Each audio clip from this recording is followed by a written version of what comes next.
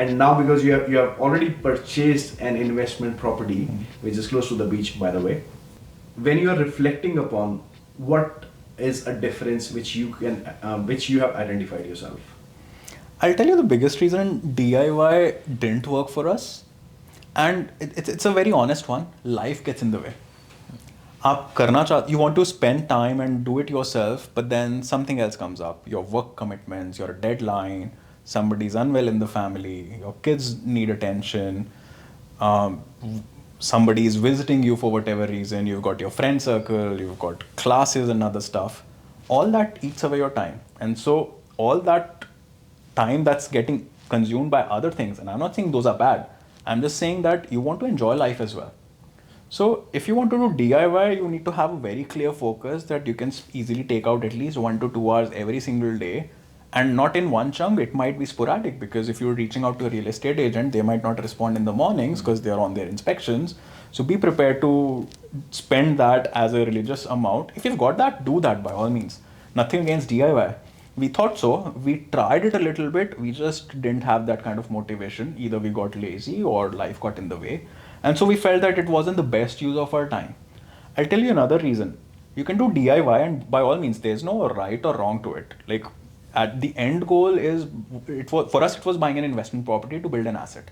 So that was our end goal. Yep. But if we saw that we were not progressing day in, day out, after a couple of weeks, we realized that if we did DIY, we would have had a time frame of 12 months to buy a property. Yep. We had chosen Queensland because we felt that we love the weather there. We hate the weather in Melbourne. Yeah. So we were like, our investment property needs to be in Queensland. But of course, the data was pointing towards that. Yeah. Like, personal preferences aside. So we knew that it would grow in Queensland. It was in our budget. And so we felt that the way property was growing, let's say it's growing $5,000-$10,000 every single month. So if we wait for 12 months for that property, it's going to be up by, I don't know, 25, 30,000, 50,000 or more. And that's the kind of capital gain we want to get. Yeah. But if we hire services of a professional, why not pay their fees, get our foot in the door faster, and still be ahead of the game? Why not? That's what we spoke about. And then we realized it's a no-brainer. If we don't have the time, if our life is getting in the way, Yeah. why to reduce our comforts or our enjoyment, hire services, get someone else to do the heavy lifting for us, and by all means commit to it. Perfect. And I also want to have your views. Like, each time we have showed you guys a deal that has come up with a decision making report. Now, every deal you were time bound, like 2 hours. You have to make a decision, and the reason of 2 hours is that we are going into high pressure markets. Properties don't stay there for long, and there have been occasions wherein we have sent you a report, and after a few minutes you have said, guys, that is gone, don't even get it. How did that actually help you make decisions? Great question. And we love the 2-hour deadline. Initially we were against it, like we're paying your fees and then we are held on a gun that 2 hours you need to make a decision. But that's perfect. So every single time you would give us that 2-hour window, it basically started with the detail of the property, a due diligence report, and then a decision making window starts that from 2 hours from the time we get the due diligence report, we need to tell yes or no, and if it's a yes, what price we want to make an offer for. So that's when our process started, where we would open up that due diligence report. So we both got those details over WhatsApp. But the beauty of the due diligence report was it had everything in there. Yeah. What we were double checking was just double checking the data to reassure ourselves whether we can make a decision or not.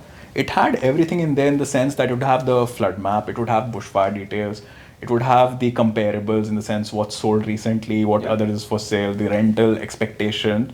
And the best part, towards the end, there was a data model that would say what projections it would be depending on what kind of money you want to put down, what kind of incidental costs. Everything was there in the data model. Yep. Like how much would be council rates, insurances, how much would the property management cost. So we had a very clear idea how much money we were putting down and what a gross yield might be based on that, and what kind of gearing we might be in for. So we were very clear what the numbers were for every single deal.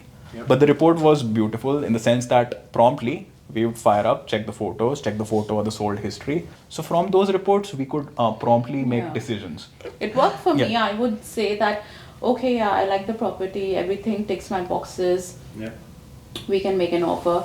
he would further do his due diligence Yeah. meanwhile, and then we would brainstorm within a minute. We'll take Yeah. a decision, and that's it. We would do a quick call, and then if we were liking the property, the next question was how much do we want to offer? Yeah. So we would do a quick discussion and then come up with what numbers we thought would make sense, considering the data model, how much yield or how much we were ready to spend, Yeah. and also with the expectation, like in Queensland, it's Yeah. often some deals are like one shot.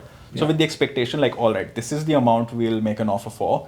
If we don't grab it, if we don't get it for this amount, we won't regret that it's gone, that deal's Yeah. gone, because that's the best we'll offer. We won't offer more because the numbers won't stack up. Sure. Like there's no end to it adding more 10, 20,000, 25,000, but then it's an investment. You want returns.